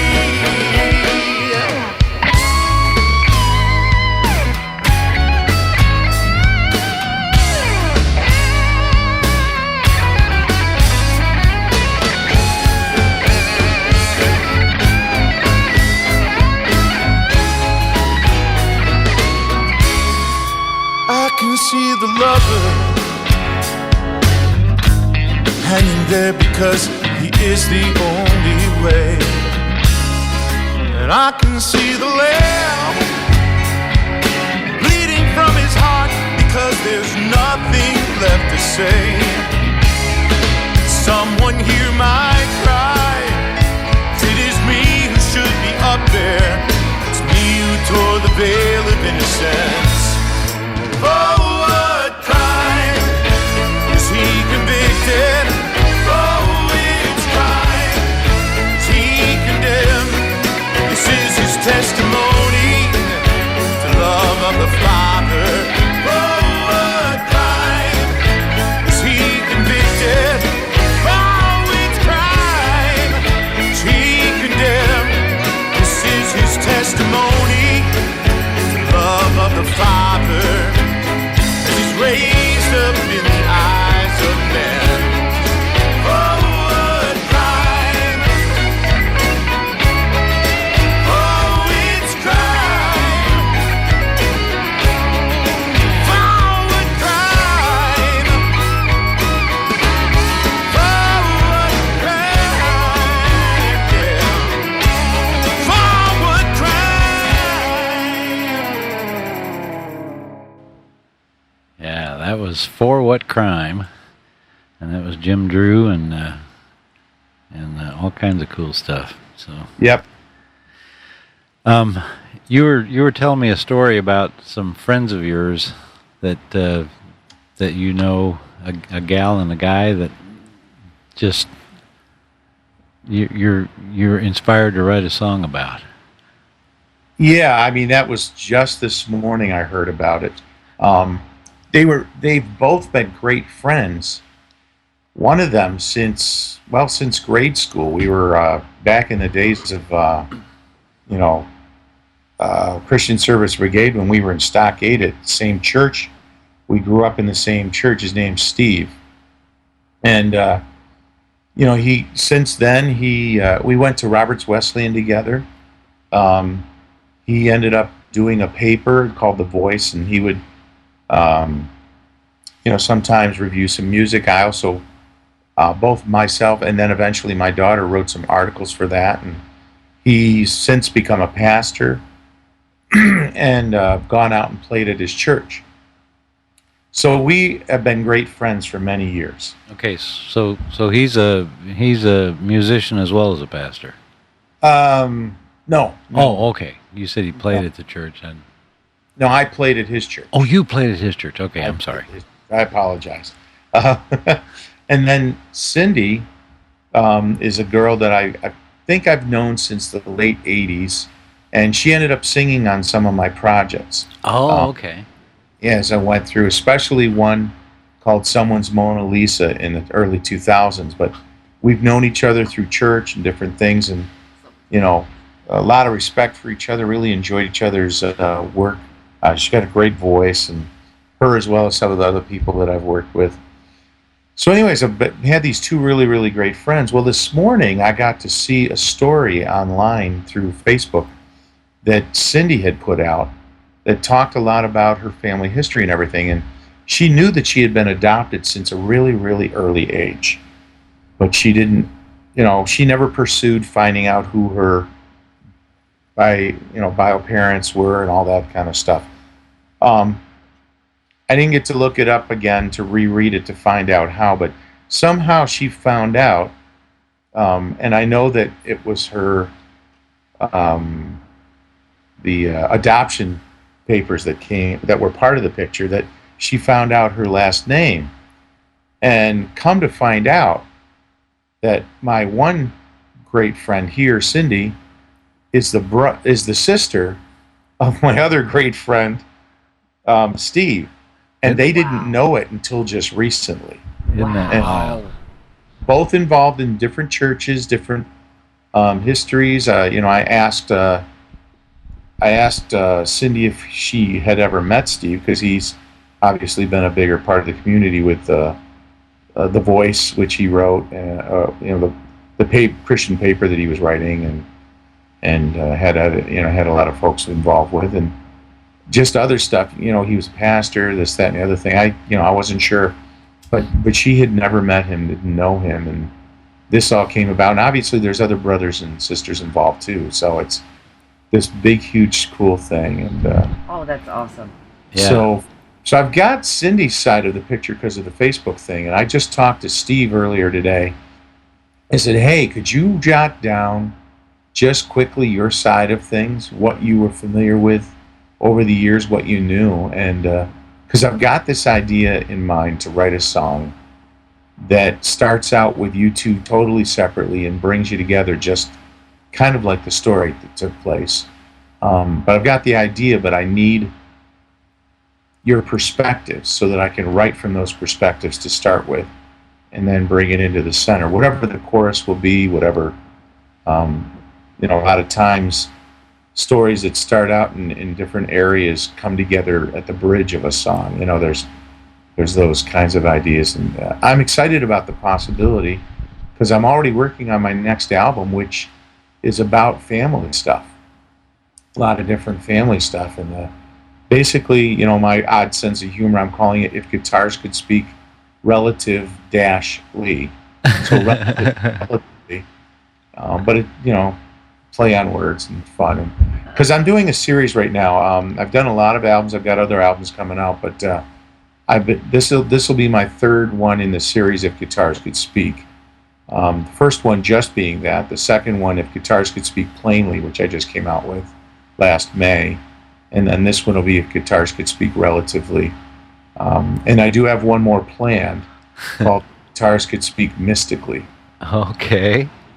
And So when you're writing, do you get an idea and work off the idea and try and put music to it, or do you? Does the music evoke? Yeah, the feeling. If you're just messing around with your guitar. Yeah, because like you said something earlier where the guitar player came in with the riff, and you said that's it, but you already had the idea in your mind, looking for something, and then they just kind of melded together. So when you're writing, I mean, you said something to me when we were talking this morning about you notice people and things, and I mean, are you constantly looking for writing ideas? I mean, now I'm asking you 16 questions at once. But I was just going to say that, dear. Well, I'm not sure. I guess I'm very aware of it because I am a songwriter, so I'm very aware of ideas when they come, to jot them down, and it's not even that I have to even pursue it anymore. It's just a part of my natural thinking, if that makes sense. And again, I'm always writing. I got probably like 50 ideas that I haven't pursued yet, and do you journal? I write these all down. Yeah, I have a program called Master Writer, and I just will go in there and at least jot the idea down. Maybe sometimes what I'm thinking about. If I get a good title, I think there's a couple of things in there where I just wrote down a whole bunch of brainstormed and wrote down a whole bunch of titles or ideas. But there's also ones where I go in, I'll have a title or a theme, and I'll just write down what that theme is, and hopefully go back. And I've done it, where you go back and write. A lot of times those are great things also to bring if you're going to do co-writing. I got to write a song with a guy, Bob Halligan. Remember the band Kaylee Rain? It's an Irish rock band, Christian rock band. No. All right, Kaylee Rain, man, great stuff. You'd probably really enjoy it. And Rick Kua played bass on their first project. Okay. But Bob has written for everybody back since the 70s, and he happens to live in Syracuse now. But back in the day, he wrote for everybody. I mean, we're talking Joan Jett, Kiss, Billy Joel. The list is huge. Wow. A who's who of who he's written for. And I met him at a songwriting boot camp, and he really liked one of my songs. And so afterwards, I didn't know all of this history. All I knew was this guy is supposed to be a great songwriter and all that, and he's doing this boot camp, and this is cool. And so I was talking to him afterwards, and I said, it's really hard to find co-writers in the area because everybody's just so busy with their lives. Would you be interested? And because he had already heard a song and kind of liked it, he had enough of a respect already for who I was as a writer that, yeah, not a problem. So I ended up going out to his house a few different times in Syracuse. But the first time, I went out, I had a list of song titles and ideas, and not written. And generally what happens for co-writing, you get both of that from both sides, where you both have these ideas and you kind of go through your list until something strikes. The funniest part about this one is I woke up that morning with an idea and I wrote that down. So we're going through the list at his house, and I could tell it's just nothing striking. I said, I was hit with this thought this morning called "Pardon Me," and I showed him the idea of the theme of what I was thinking the song might do, and he just loved it. So that's the one we sat down and did the co-write with, and we ended up getting a really good song that, again, I hope to put into an album at some point. It just turned out to be a great song. But Jim, do you ever dream music? I think I do, because there's times I've had to wake up where I've woken up in the middle of the night, and if I've got a pad nearby or my phone, these new smartphones, I've got the notes piece in there, so I can just type in a thought or an idea. But yeah, sometimes, and it'll wake me out of a sleep. Just wondering about that. Yeah. Now, You talked to me earlier about a what you called a hard song. Oh, yeah. And you know, you're talking about sometimes it takes you a while to write something, and you told me that it took you like 3 years to write this thing. Yeah. And I knew it was important, and it was an extremely tough song, because, well, it came out of the heart of because of my dad's alcoholism and stuff, and I want to be careful here because I learned early, you don't blame other people, because you got to deal with it in yourself, right? And with the Lord. But there's also the reality of what took place that led to where you're at. And my dad, with the alcoholism and the abandonment, because basically he'd left by the time I was 4, and I never realized all that stuff. But what was happening, I was a married man, and I was getting angry at times about nothing, it seemed. And I was frustrated, and how I was handling job issues and all that stuff. Everything was really poorly handled, and I'd feel ashamed at times and really frustrated. I didn't know where that was all coming from until I started really spending time with some folks, a company called Incubator Creative Group, a really Christian company, walked me through as an artist, walked me through personal stuff first. And they were great. I was with them through most of the 90s. I think I remember when you hooked up with them.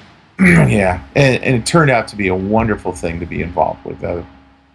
Tammy Robotham, she's a great lady, and just we've had a good thing. But I remember being on tour one time in the middle of all this time. And again, I still had a ton of healing to do after this, but I remember being on tour.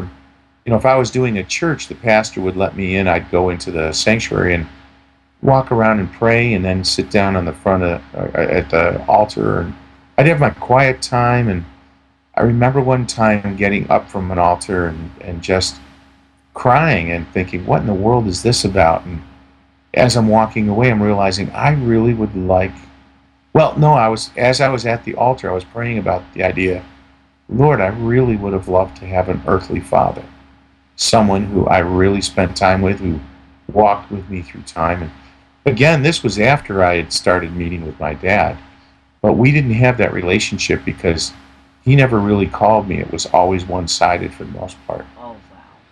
So here I am at this altar, I'm tearing up, I'm praying about this and just saying, I really would have loved to have had an earthly father that did what fathers were supposed to do. I remember getting up from that altar and starting to walk away, and not an audible voice, but so much of a presence of God saying, I am your father. And it was the coolest moment, and the beginning of a lot of healing.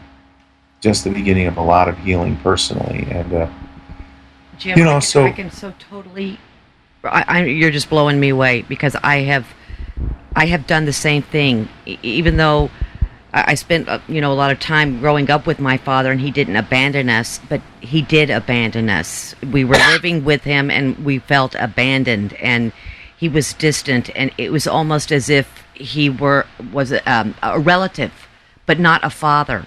And I have been through the very same thing. Oh, Lord, it would have been so nice to have an earthly father, one that was really a father, really a dad.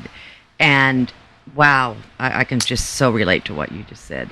It's blowing me away. Well, and John, so much, and sure, so much of my ministry, I guess, to use the popular way that we say it, because I play a lot of mainstream venues as well, and a lot of the songs are the same songs. I'll switch out a few songs, because in a mainstream venue you get too blunt and you scare people away, but if you really lead them in, you lead into great conversations where you can open it up to conversations about the Lord. But where was I going with this? I go off on these tangents in my brain. You were talking about we were leading into the indecision and arrogance. Oh, okay. Oh, yeah. And so much of my songs and the ministry side of it is really basically saying to people, here's who I am. Here's what I have felt. Here is the excitement at times, the laughter at times, and the shame and the struggles. And this is just putting it all out there for you. This is me. I'm putting it out on my sleeve because God has asked me to do this. And it's basically hopefully allowing folks to look at the songs and go, I've been there. I've felt that. And maybe for some people, maybe for the first time, to start admitting or having permission to say, I understand that. And yes, that's really a part of my life too. Even if it's a different variation. And it makes you feel not as alone, perhaps, because then you realize that there are others that have been through the same thing and, similar situations, and, you're not alone in this. Yep. And I mean, that's my prayer, is that I do that. And I've done that in a bar. I've got a song about forgiveness that's really a direct conversation with Jesus, but I don't mention his name. I just sing it like I'm talking to him. Yes. And I've had folks, like I had a restaurant that I was in the other day, and I had a woman come up to me after the show, and she was talking to me, and she goes, I'm in the middle of that right now where there's somebody, I just can't forgive this person. They hurt me so badly. And what's cool is you just ask God, what you want me to do with this person, with this conversation. And it can lead easily to the point where you say, well, I know the author of forgiveness. If you're interested, I can introduce you to him. Yes. And that's, I have found that some people, if you, depending upon where they're coming from, and if they're, not in church or whatever, and if you're singing a song, if you just say the word Jesus, they shut down. This is that Christian stuff. I'm not going to listen to that anymore. But to speak or to sing Jesus without actually saying his name, but what you were just saying, and that people can be opened up and drawn in, and that's a great approach. And you have to approach different people differently. And wow, yeah. Well, the song that I think John's referring to came from the depth of the struggle with because my wife, at one point, during all of this, when I was really at my worst as far as having no clue what was driving me nuts. And while that was happening, driving people around me nuts. At this point, even people that knew my wife, obviously more folks outside of church, but, she would get frustrated in me telling them what was going on, like at her job. And they'd be like, well, you should divorce him and all that kind of stuff. That was their first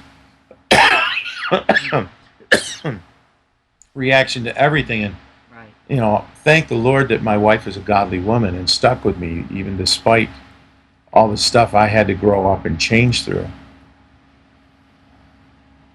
But, it's just an odd thing that had to take place. And, so anyways, this song is called Indecision and Arrogance. And my wife was not indecisive. She's a very strong woman. But I had to create some of this. But a lot of it is still the feelings and struggles that I had during this time. So. All right, here's Jim Drew and Indecision and Arrogance.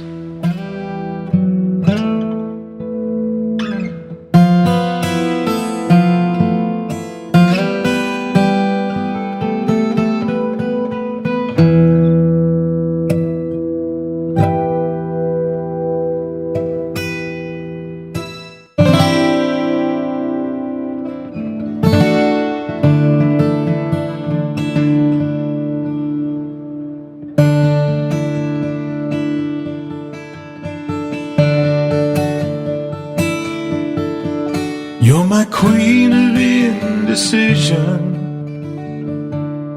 I'm your king of arrogance. As these qualities have risen, things have gotten rather tense. We shout our thoughts across a great divide, even though my heart has never left your side.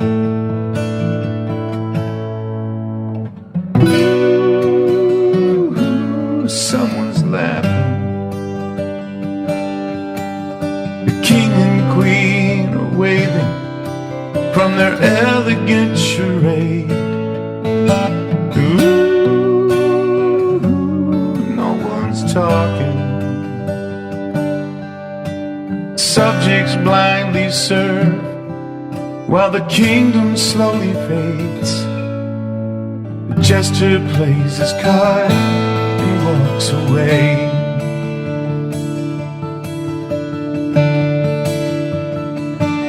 Should I break with the traditions or continue not to speak? Will they see me as a wise man or insist the king is weak?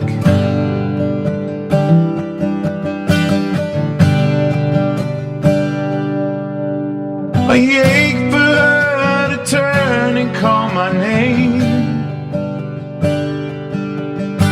without the kiss of misery's disdain. Ooh, someone's laughing. The king and queen are waving from their elegant charade.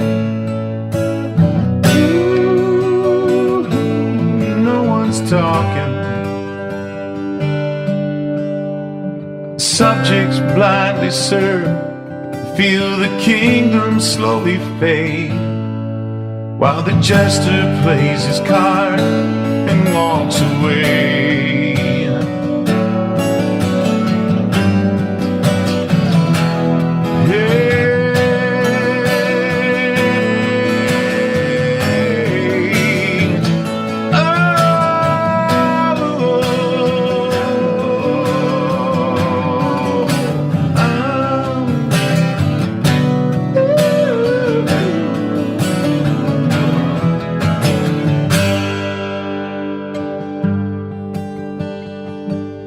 Casting off the crowd's opinions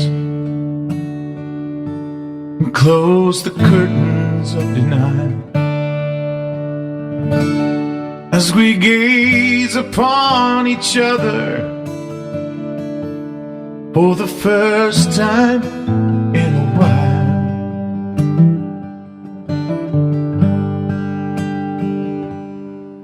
Can we toss the crowns of ego in the air, break these walls of silence and acknowledge we are scared? Can we both admit that I have let you down before the weight of all this sorrow causes us to drown? As we survey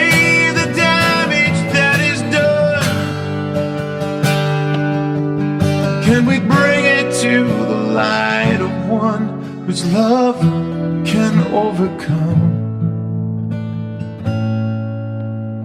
Ooh, no one's laughing, but the king and queen are canceling appointments for the day. And ooh, no one's talking, but the subjects found their toys again, remembering how to play, while the jester drops his cards and walks away.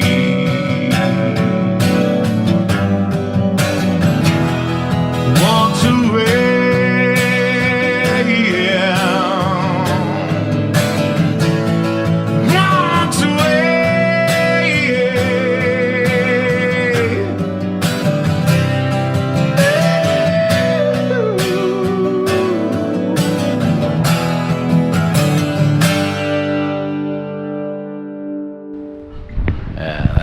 incredibly poignant. Yeah, that Wow. was awesome. I hadn't heard that one, so that was... It was a tough one. It was a tough one to write, but it was worth the time. You know, sometimes you do get one done in an hour, but usually for me that's rare. Usually I'll keep retweaking for a while, but 3 years, that's kind of the other end of the spectrum. Yeah. I would bet that this song was cathartic. Yeah, in many ways, it's such a mix because you're dealing with real emotions while you're doing it and singing it, but yes, you're also dealing with the healing side of it. So beautiful, cool, man. And you're kind of when we were talking this morning, you're kind of getting into worship stuff more too, aren't you? Or are you? In what way? As far as we talked about the worship album earlier, yeah. I'm not sure. So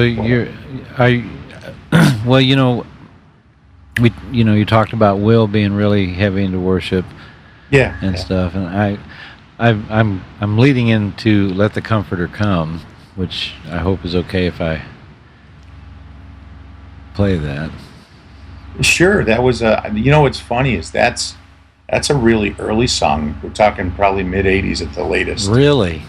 Yeah, I had written it back then, and I had always wanted to record it, and so I've been messing with it, just trying to see if I can get it up to snuff to the rest of the worship album that I'm working on.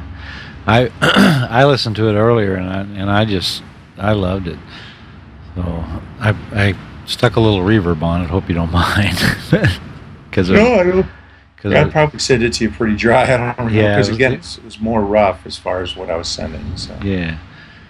So, all right. Well, I'm gonna throw this out here because I really like the song. So not that I don't like other songs, but this is one of the other ones I really like too. So here's "Let the Comforter Come," and this is just a rough thing. I mean, it's even Jim's rough stuff is cool. So anyway, here's "Let the Comforter Come."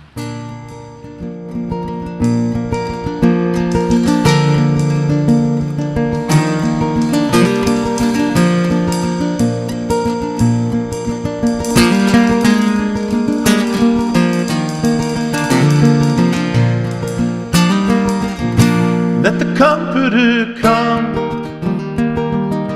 Let the Comforter come to the aid of God's child.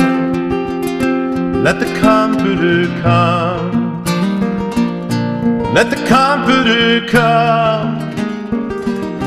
Let the Comforter come to the aid of God's child. Let the Comforter come. What he sees in my eyes, he cleanses with tears. He finds broken hands, heals them with caring. As he touches my heart, he removes every fear. So when I feel alone, at times you will hear, let the Comforter come. Let the Comforter come to the aid of God's child. Let the Comforter come. Let the Comforter come.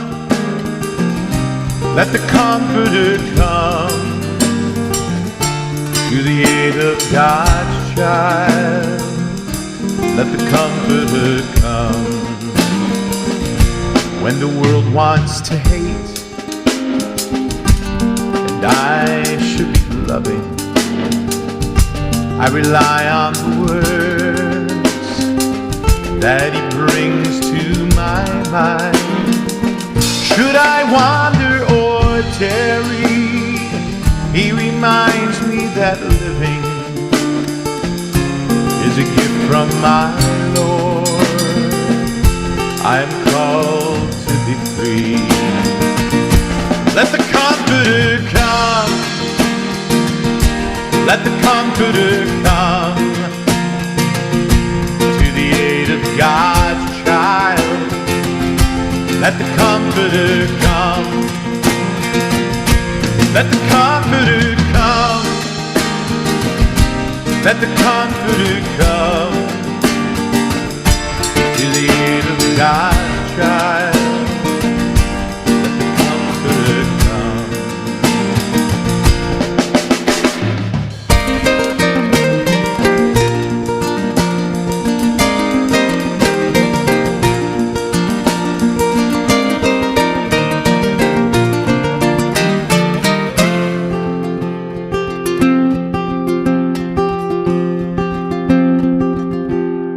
When I am cold, as the darkness surrounds me,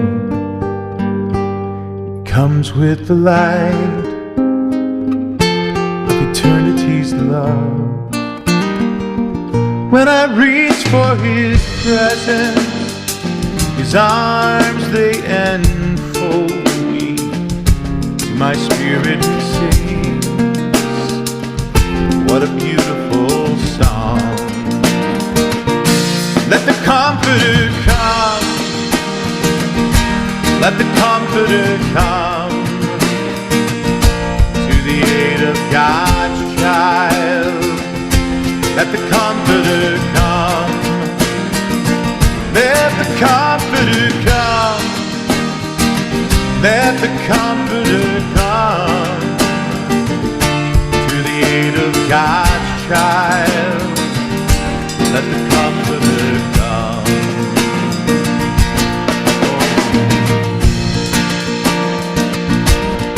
Come, Lord, come. Spirit, come.